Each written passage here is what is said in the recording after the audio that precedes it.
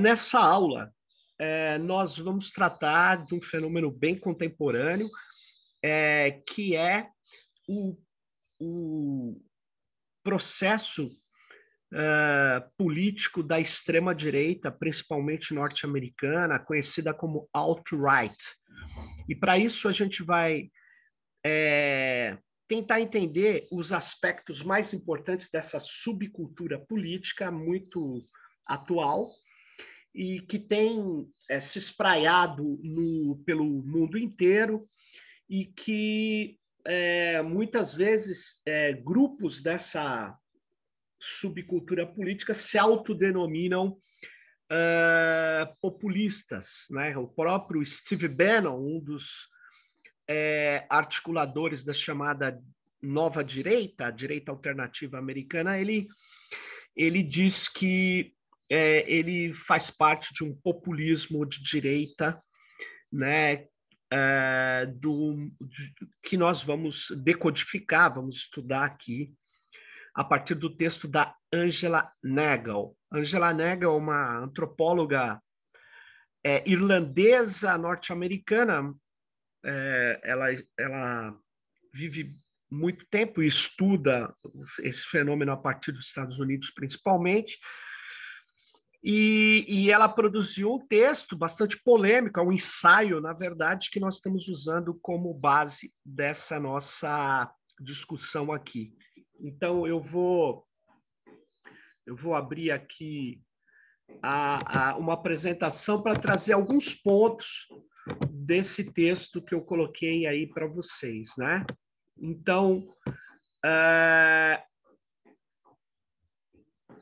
nós vamos começar, antes de entrar efetivamente no fenômeno dessa subcultura da chamada alt-right, ou direita alternativa, eu queria lembrar uma questão, ou um conjunto de questões que eu tenho abordado vez ou outra na disciplina que nós estamos chegando ao final aqui, né?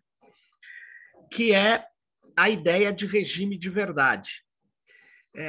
Eu vou tratar do regime de verdade porque a questão da verdade está no coração agora das disputas em relação às alternativas políticas que estão colocadas, seja na condução de políticas públicas, seja na escolha dos candidatos, dos partidos, enfim, das preferências eleitorais. Então, como isso tem muito a ver com a estratégia da direita alt-right, eu quero começar essa discussão a partir da ideia de verdade, porque nós estamos vivendo um momento muito turbulento, exatamente porque existem discussões sobre a inexistência da verdade, a existência de uma pós-verdade, o debate sobre fake news, sobre desinformação. E, portanto, vamos lá. Para o Michel Foucault, a verdade não existe fora do poder ou sem poder, tá? Então, a verdade é deste mundo, ela está ligada a quem a produz ou as relações que a produzem, e ela é, na verdade, criada graças a múltiplas coerções, e ela produz efeitos regulamentadores do poder. Não há instituição, qualquer que seja, sem que essa instituição tenha o seu regime de verdade. Portanto, também, cada sociedade tem seu regime de verdade, sua política geral de verdade. Isso é, os tipos de discurso que ela acolhe e faz funcionar como verdadeiros, os mecanismos e instâncias que permitem distinguir os enunciados verdadeiros dos falsos. Isso seria o elemento crucial da chamada definição do regime de verdade, tá? A maneira como se sanciona uns e outros, os enunciados verdadeiros e falsos, as técnicas e os procedimentos que são valorizados para a obtenção da verdade, o estatuto daqueles que têm o encargo de dizer o que funciona como verdadeiro, né? Em nossas sociedades, pensa Foucault, a economia política da verdade, ou seja, a organização da verdade, tem 5 características historicamente importantes. Primeiro, a verdade é centrada na forma do discurso científico e nas instituições que o produzem. Segundo, está submetida a uma constante incitação econômica e política. Ou seja, há uma necessidade de verdade tanto para a produção econômica quanto para o poder político. Terceiro, da informação, cuja extensão no corpo social é relativamente grande, não obstante algumas limitações rigorosas. Quarto, é produzida e transmitida sob controle, não exclusivo, mas dominante, de alguns aparelhos políticos econômicos, universidade, exército, aí no caso o poder judiciário, os meios de comunicação, as estruturas cartoriais, etc. 5, enfim, é a verdade um objeto do debate político e do confronto social, as lutas ideológicas para o Foucault. Então, por que eu começo com isso? Porque você vai dizer, bom, então, tudo bem, há um regime de verdade e, portanto, a verdade não existe. Alto lá. Repare uma coisa. A verdade, ela é uma construção do poder. E há uma estruturação fruto da luta política, social, da luta econômica, que foi se estruturando no país. Vamos pegar um exemplo que a gente já discutiu nessa aula, a questão do racismo. Existia praticamente uma imposição da verdade que o Brasil era uma democracia racial. E sempre houve um confronto minoritário contra isso. E hoje, eu não sei se vocês percebem, há um debate onde se mostra cada vez mais evidente, por elementos que não podem muitas vezes ser contestados, exceto se falsificar a realidade, que existem estruturas racializadas e que reproduzem um racismo. Mesmo após a abolição da escravatura, você teve um processo racializado, você tem uma perseguição de grupos que não são brancos, você teve embranquecimento, você tem textos sobre isso, você tem políticas sobre isso. Bom, vamos chegar ao ponto. Há hoje uma clara aceitação na academia, naquela, vamos dizer assim, área onde se discute fenômenos desse porte, fenômenos étnicos, socioculturais, de que o racismo ele existe e ele gera determinados efeitos. Portanto, repare, nós passamos de um regime onde o poder político tentou estruturar um discurso, um enunciado de que a verdade é que aqui é uma democracia racial, e depois você alterou isso, e você está alterando isso. É óbvio que no senso comum e em vários grupos sociais você pode encontrar gente dizendo aqui no Brasil não tem racismo e tal, né? Só tem elevador de serviço. Eu cheguei até a mostrar para vocês, né, aqueles anúncios onde não se aceitavam homens de cor. Isso foi substituído, após a Lei Afonso Arinos, por pessoas com determinada postura social. Eles utilizaram eufemismos para substituir o homem de cor por bons modos, boa aparência e tal. Bom, o fato é que isso foi sendo comprovado e você tem uma alteração ali que passa a ser importante para evitar o subjugamento de pessoas de cor de pele parda e negra, que são a maioria do Brasil, para evitar a inferiorização de culturas dos povos aqui originários, dos povos tradicionais, dos povos indígenas. Então, você tem uma disputa pelo regime de verdade, né? Tá. Mas você tem elementos factuais, você tem que estruturar. Não dá para falar, então agora eu eliminei essas ideologias e agora tem a verdade que é a minha verdade. E essa minha verdade não é minha, é de Deus, sei lá de quem, então é a verdade absoluta. Isto, sem dúvida nenhuma, não existe. Por outro lado, existem fatos, existe ocorrência histórica. Vou dar um exemplo. O Holocausto, por favor, atenção, ele existiu. O nazismo criou um programa chamado Solução Final, que visava eliminar determinadas etnias, fundamentalmente os judeus.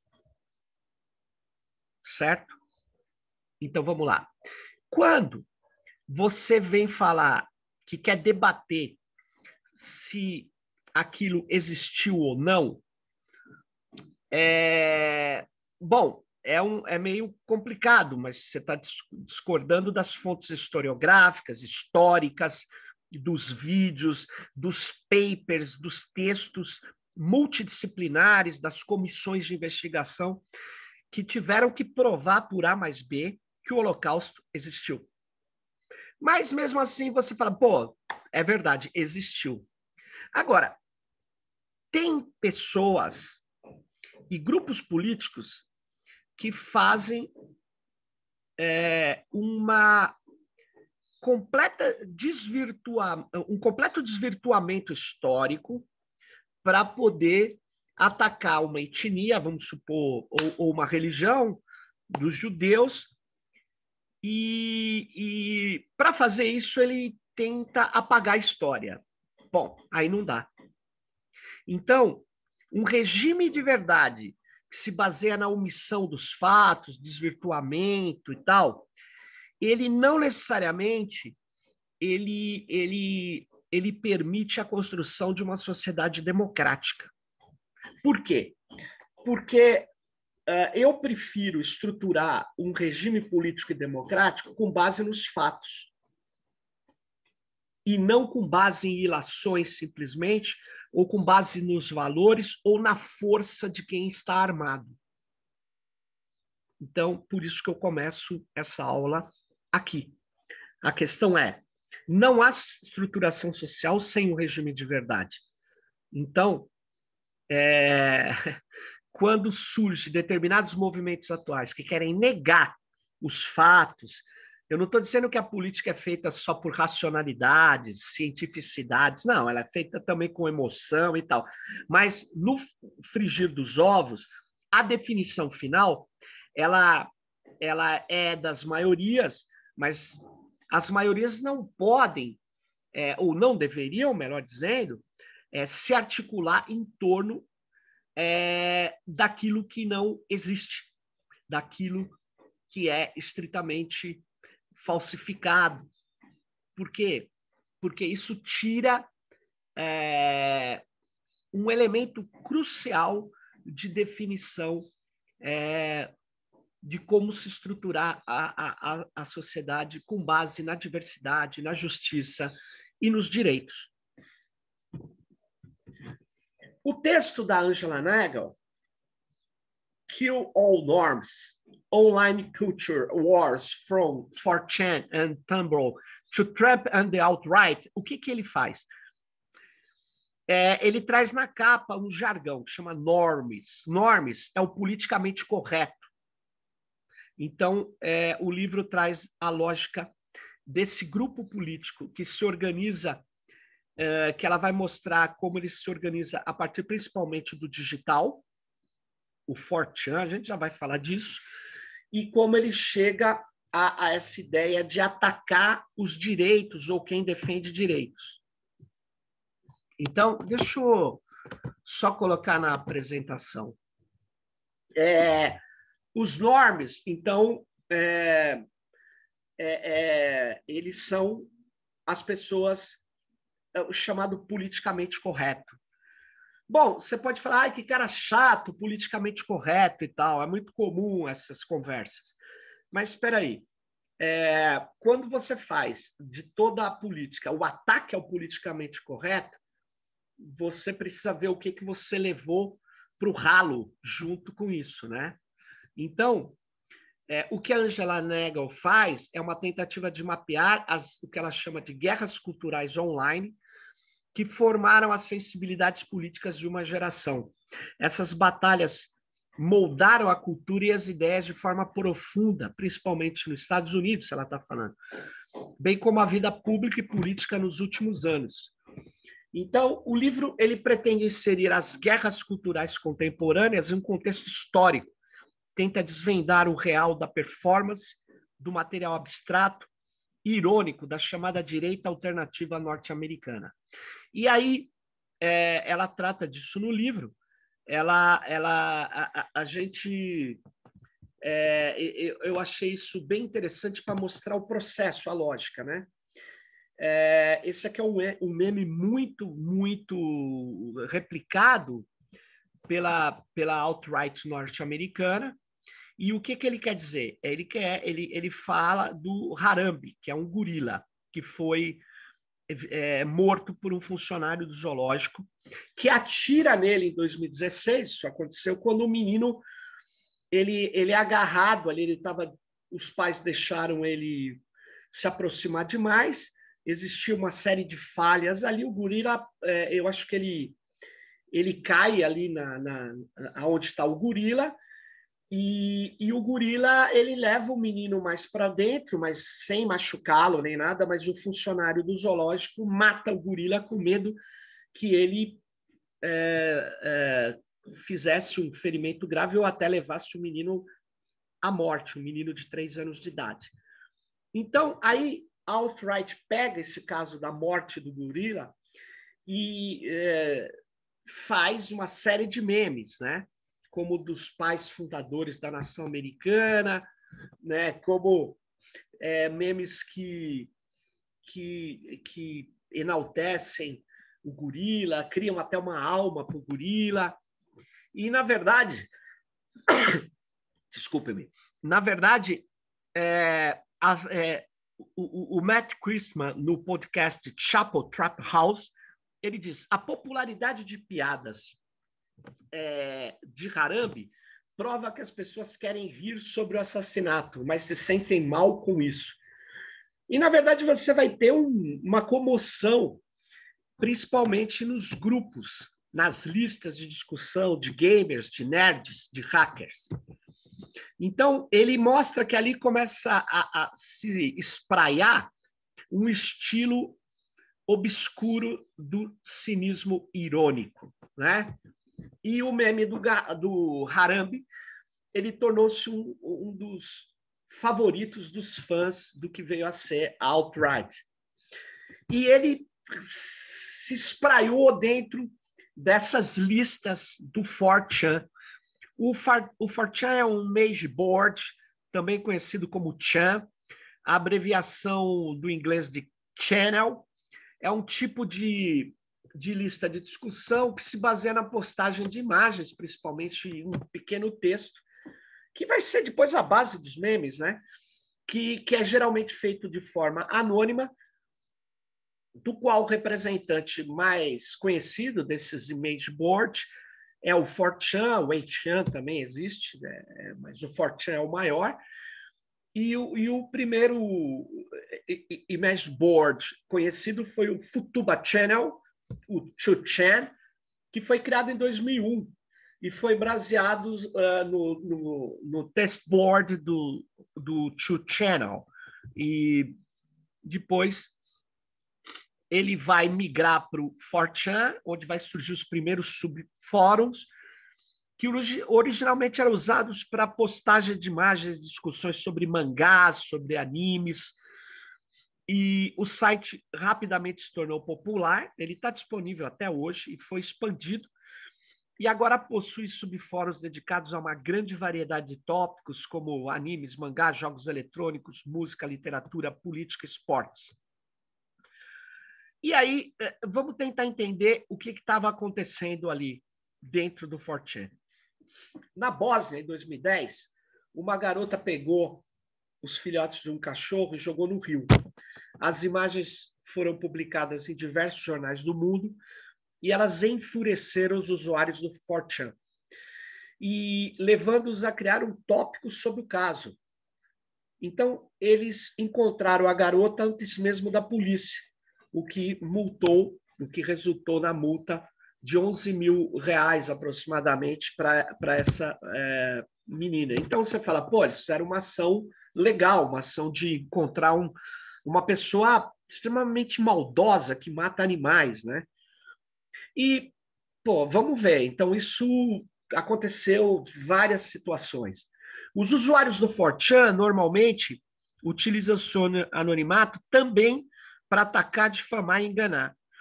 Uma das suas ações levou a Oprah Winfrey a ler ao vivo uma notícia falsa, que é uma influencer, uma midiática dos Estados Unidos, né, uma artista.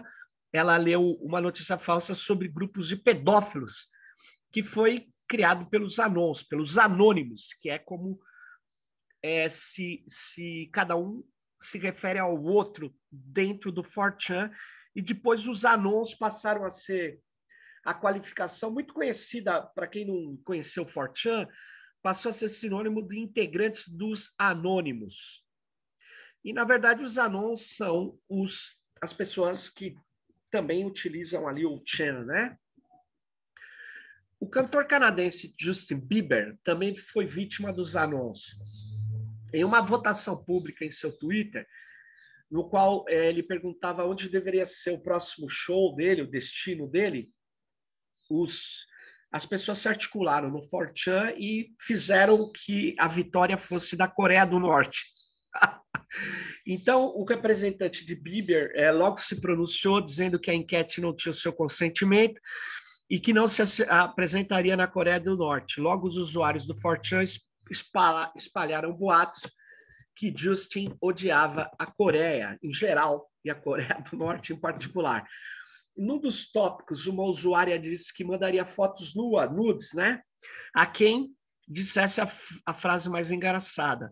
Ao perceberem que era uma farsa, eles começaram a enviar pizzas, descobriram o endereço dela e tal, porque uma boa parte, melhor dizendo, dos anônimos são pessoas com grandes capacidades informacionais, informáticas, conhecem bem códigos, internet, são hackers, algum deles, boa parte, talvez, e eles acabam descobrindo o endereço dela e mandando pizzas para a casa dela. E depois descobriram que ela viajaria para a África. E aí, quando ela chega no aeroporto, divulgaram que haveria bombas no local, atrasando o voo da menina. Então, eles fazem essas ações. E ações para o bem e para o mal. Então, as figuras da chamada direita alternativa, que se tornaram celebridades nesse período, elas fizeram carreiras, muitas a partir do 4chan, do 8chan, e de blogs e de sites, mas fizeram carreira com a base naquilo que é muito forte nos Estados Unidos, que é a ideia de liberdade de expressão acima de tudo. Inclusive a liberdade de abusar da misoginia, do racismo, da sátira aos deficientes, da xenofobia, da homofobia, da transfobia e assim por diante. E antes que se tornasse abertamente racista, você vai ver que você tinha alguns sites que tinham essa pegada de direita, como o Breitbart News, mas que vai encampar esse estilo que vem do 4chan, que vem desses grupos dos nerds, dos anons, de extrema-direita, preconceituosos. E aí, quando ele encampa, ele também politiza de um jeito mais orientado esses caras. E aí que a gente diz, né, que lendo o texto da Nagel, o que você percebe é que a extrema-direita, que veio se denominar alt-right, transforma qualquer imbecil no 4chan que ria de um cadeirante que caía na rua e fazia piadas absurdas contra os frágeis, se transforma no militante político da extrema-direita. Bom, então eles passam a ocupar o YouTube, a ter canais em diversas mídias sociais. Está aqui o site do Breitbart News, depois da eleição do Trump. Ele foi fundamental para a eleição do Donald Trump. E, na verdade, o que você está vendo é a formação de uma subcultura que foi se tornando obscura para integrar a vida política e pública dos Estados Unidos nos últimos anos.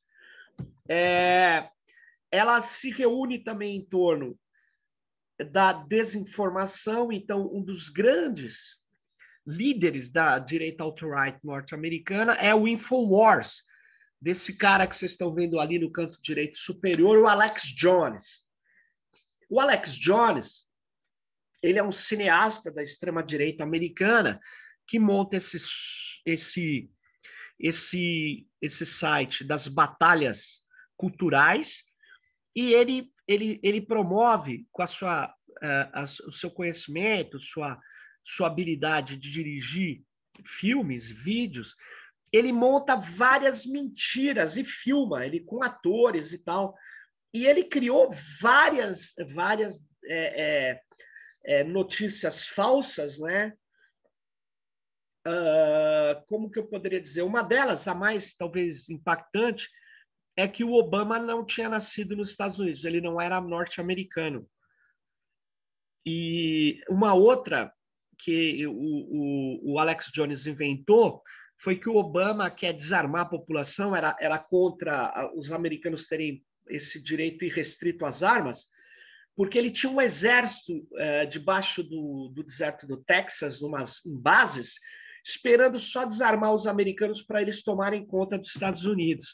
Então, teorias da conspiração, mentiras absurdas, é o que você pode encontrar no Infowars, né?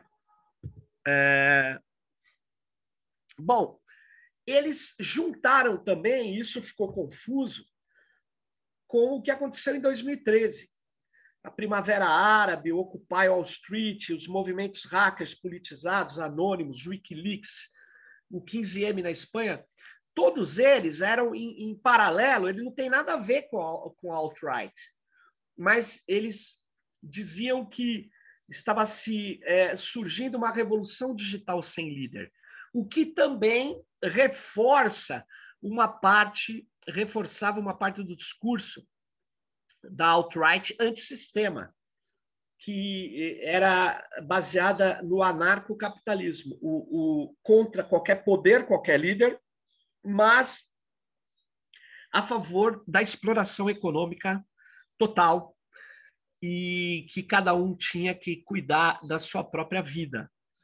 Então, eles utilizavam as redes digitais, falavam que também estavam fazendo a revolução antissistêmica, o que veio ajudar o discurso do Donald Trump contra o sistema, ou mesmo do Bolsonaro no Brasil, antissistema. E, na verdade, não tem antissistema nenhum.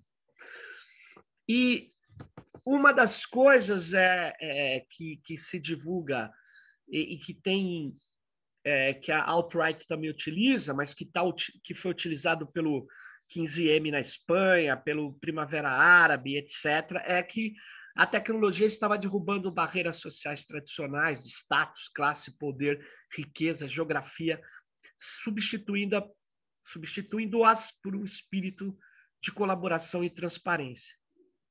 Bom, isso não me parece que aconteceu. Hoje você vê claramente que não aconteceu e que a tecnologia em si não cria isso. Ela pode ser utilizada para criar mais ou menos democracia, ela pode ser utilizada para criar práticas distributivas, políticas econômicas ou mais concentradas, sem dúvida nenhuma, mas em si ela tem dificuldade de fazer efetivamente uma revolução política. Ela pode fazer, sim, uma revolução tecnológica, que vai gerar impactos comportamentais, sociotécnicos, enfim.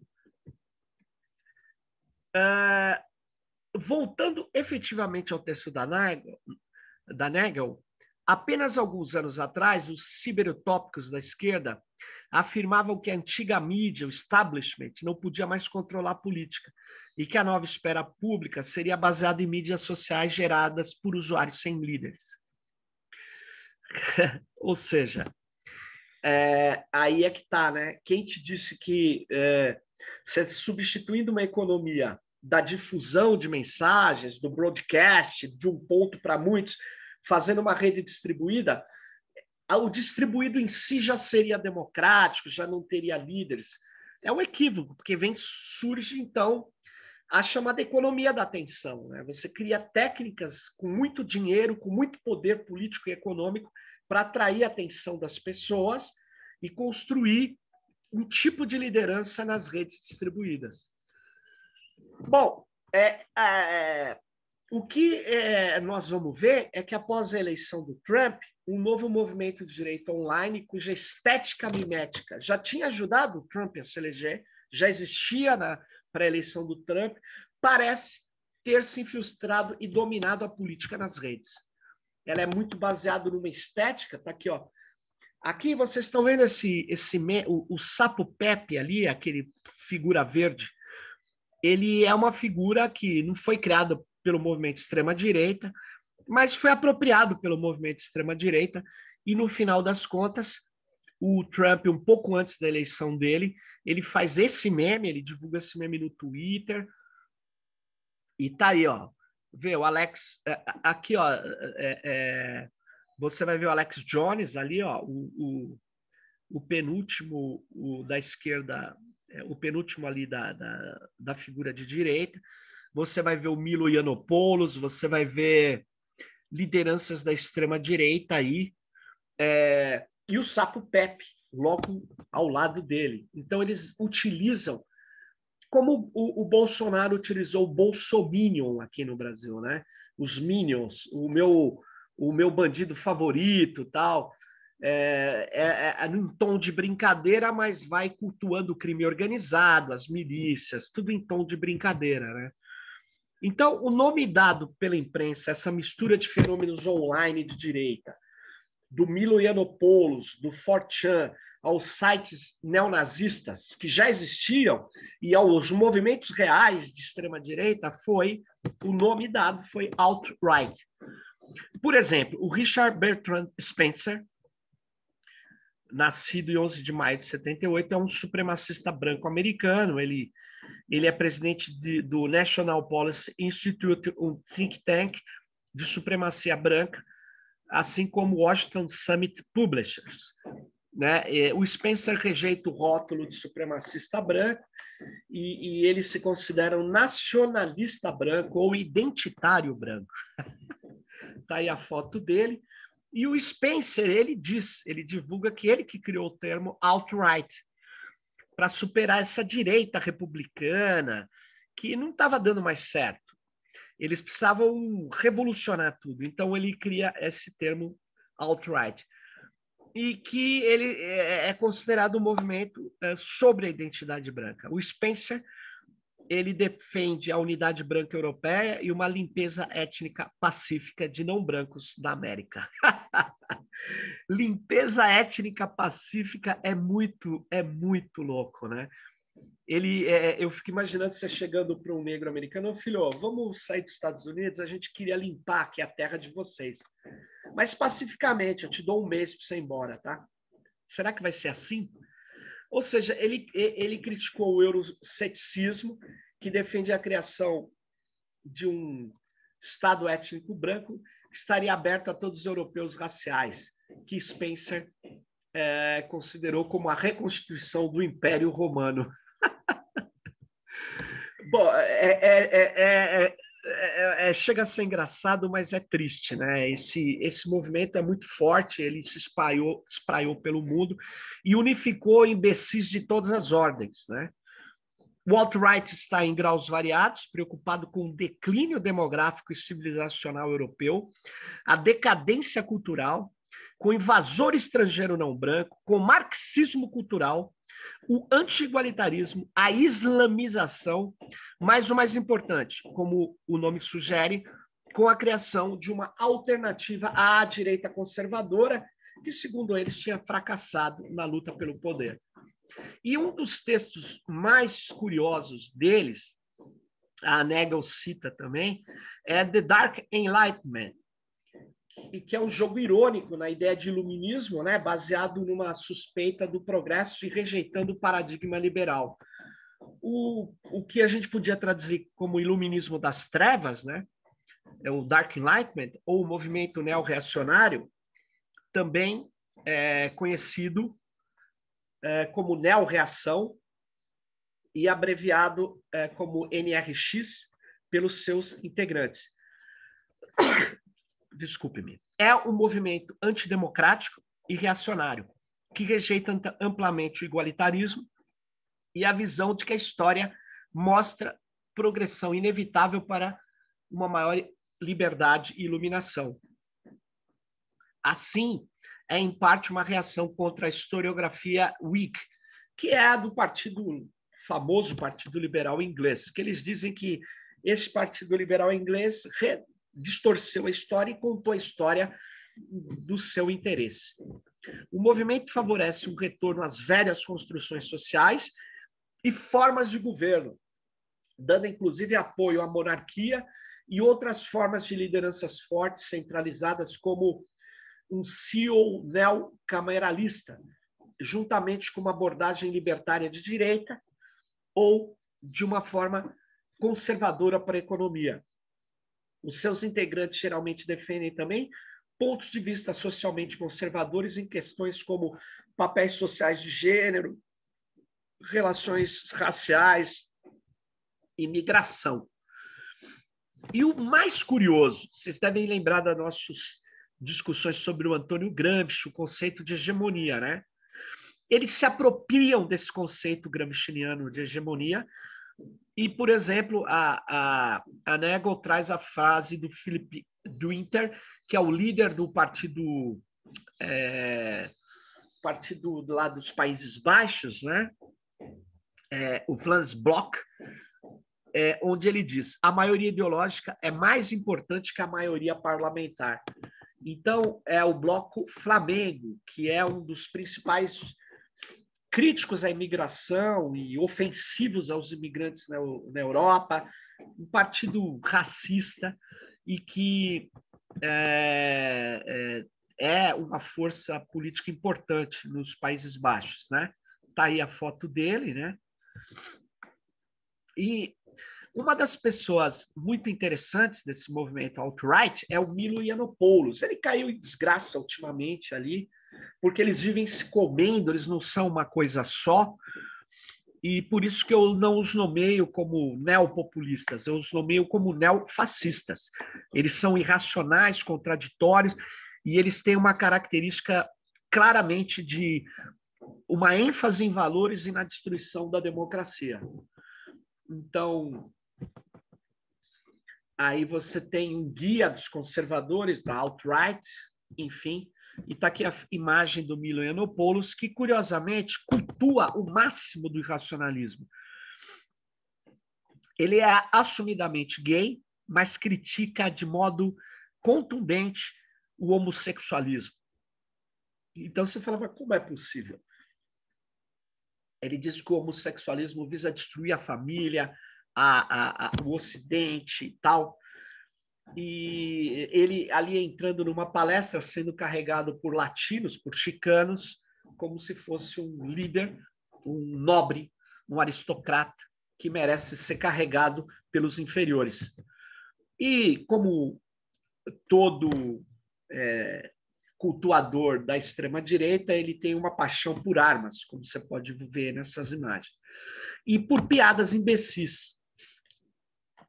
Dear Trump, please deport fat people.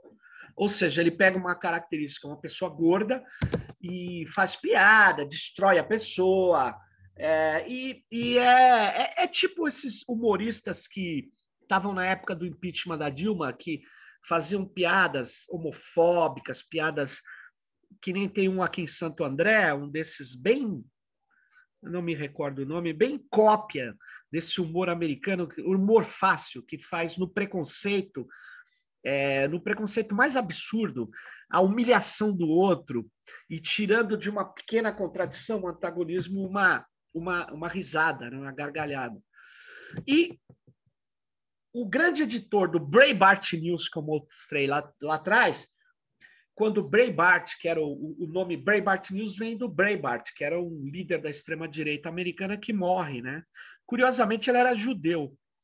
E ele morre e o Steve Bannon assume a edição do Breitbart News e foi quando ele começa a politizar e dar uma maior organicidade a esses grupos todos contraditórios, conflitantes do alt-right. Bom, aí ele vai para Cambridge Analytica e da Cambridge ele é cooptado para ser o dirigente principal da campanha do Trump. Depois ele vira o principal conselheiro do Trump até ser mandado embora. O Steve Bannon, ele vai embora, ele vai morar na Europa, porque ele cai aqui no confronto que ele tenta apoiar em Charlottesville. Existia uma estátua de um supremacista branco, líder sulista na Guerra Civil, que a cidade quer tirar a estátua. Aí eles montam um evento de reunir todo o rebotalho alt-right de extrema-direita americana para fazer uma manifestação em Charlottesville. Então, como vocês estão vendo aí, a Ku Klux Klan, junto com os separatistas da extrema-direita, os nazistas, e a população da cidade não deixa barato, não. Ela enfrenta esses grupos e diz: a nossa cidade não vai ser tomada por esses grupos. Aí vira um confronto entre os moradores de Charlottesville e esses jagunços e mais esses grupos de extrema-direita de variadas ordens, e uma pessoa acaba morrendo, um morador. É atropelado por um cara da extrema-direita. E aí o Trump, aconselhado pelo Steve Bannon, diz: não, isso aí, os dois lados, ninguém tem culpa, é uma briga e tal. E isso pega tão mal que o Trump, logo em seguida, não sabemos os motivos, anuncia a saída do Steve Bannon do governo. Mas repare ali numa das placas, o símbolo do Trump já eleito, né? Make America Great Again, é mudado.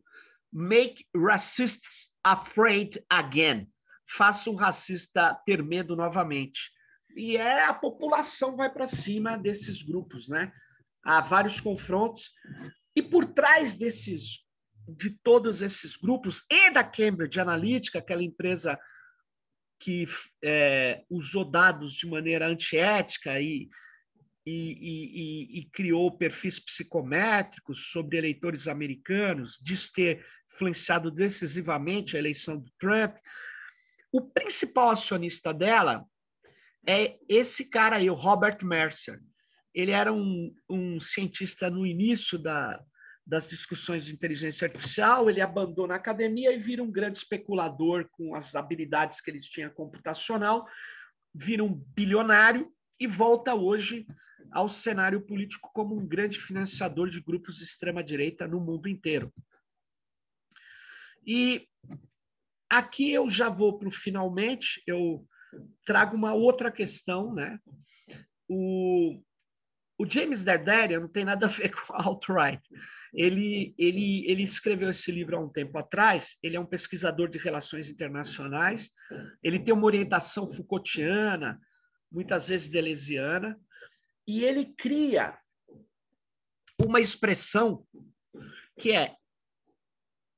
está aí na capa do livro, né? Mapeando as redes de entretenimento midiática industrial militar. Ou seja, o complexo industrial militar, que é um termo muito caro para algumas linhas que discutem o poder político internacional, que os Estados Unidos construiu um complexo industrial militar, ele diz, o James Dardarian, que existe mais do que isso hoje, já há algum tempo, esse livro é antigo, existe sim, é um complexo industrial militar midiático de entretenimento.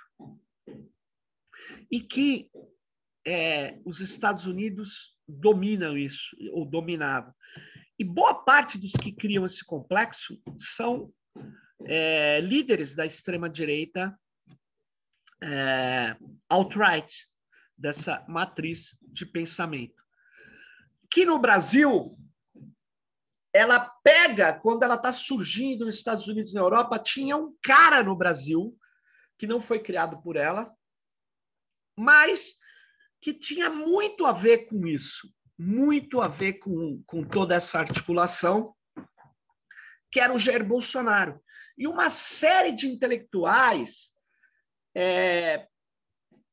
alguns me repreendem quando eu chamo de intelectuais, por causa do baixo nível de argumentação, etc. Mas, enfim, uma série de pessoas que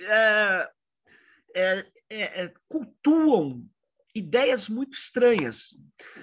Antes de virar um chanceler do Bolsonaro, você tinha um blog, Metapolítica Brasil, deve estar online até hoje, onde o Ernesto Araújo, que vai virar o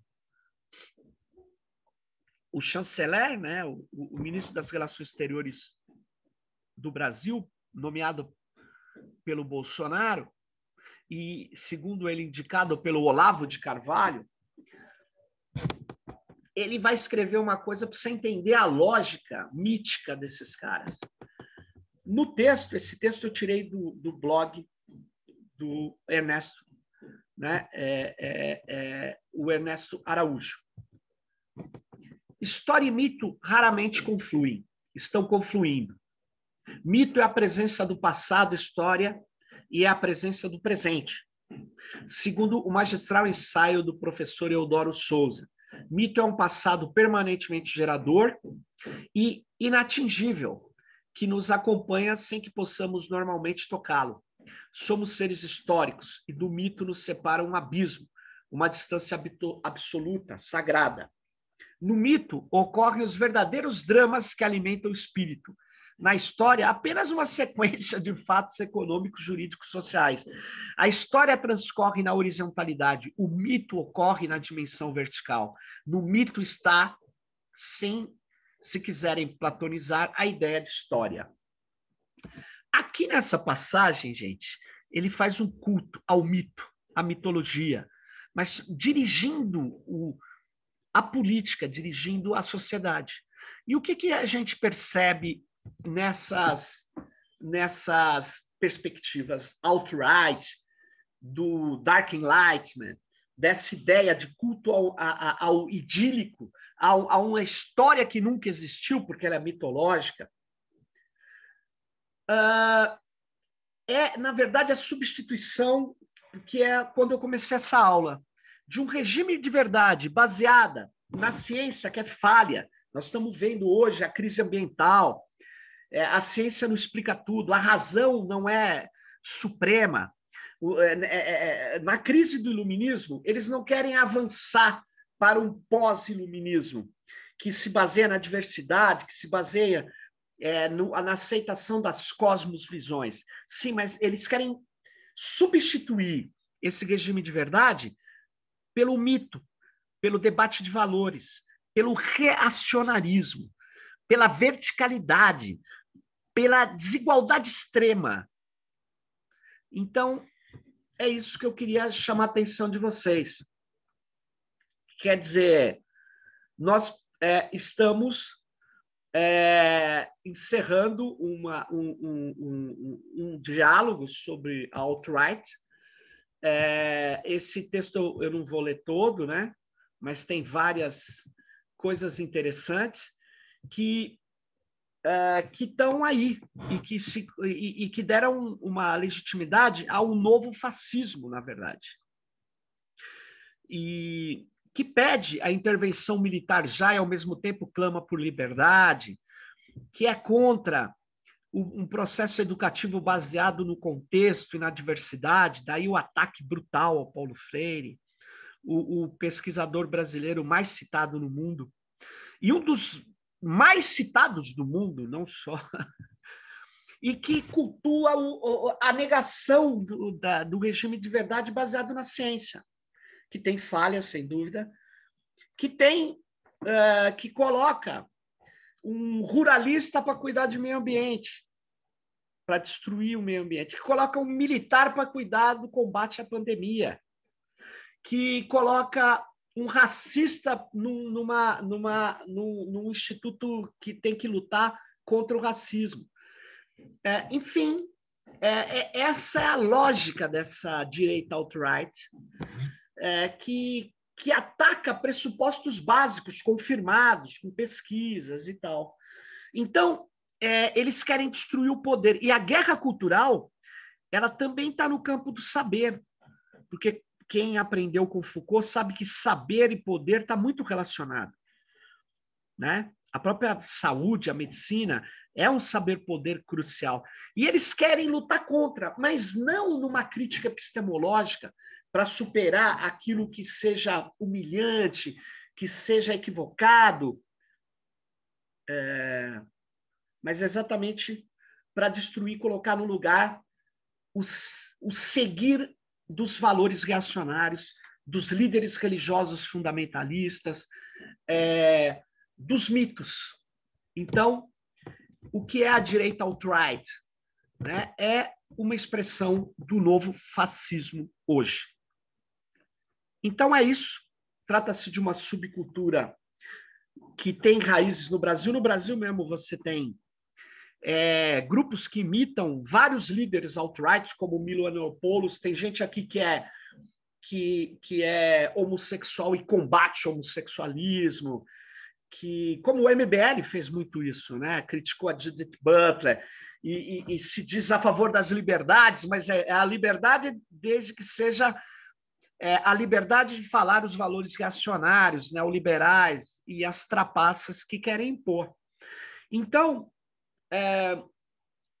eu fiz questão de começar com a Regime de Verdade para dizer o seguinte: o que eu trago aqui é uma visão de uma antropóloga, a partir dessa visão de uma antropóloga, e sem dúvida nenhuma das minhas visões também, e que estão baseadas em fatos, estão baseadas numa interpretação de fatos. Você pode interpretar de outra forma, mas negar os fatos não dá para você construir uma realidade a partir dessas negações. Então, o Holocausto existiu, e existe, sim, uma desigualdade brutal hoje no mundo, e existe, sim, uma queima da floresta amazônica, e existe, sim, o racismo no Brasil. Só para parar por aqui. Então, a partir disso, a gente pode interpretar causas, futuros, tendências, efeitos. Tudo isso é possível. Agora, a mera recusa disso é o que está em questão hoje e que faz da desinformação a principal estratégia da direita alt-right e dos seus coligados no planeta inteiro, tá? Então, eu vou desligar aqui. A nossa aula termina agora.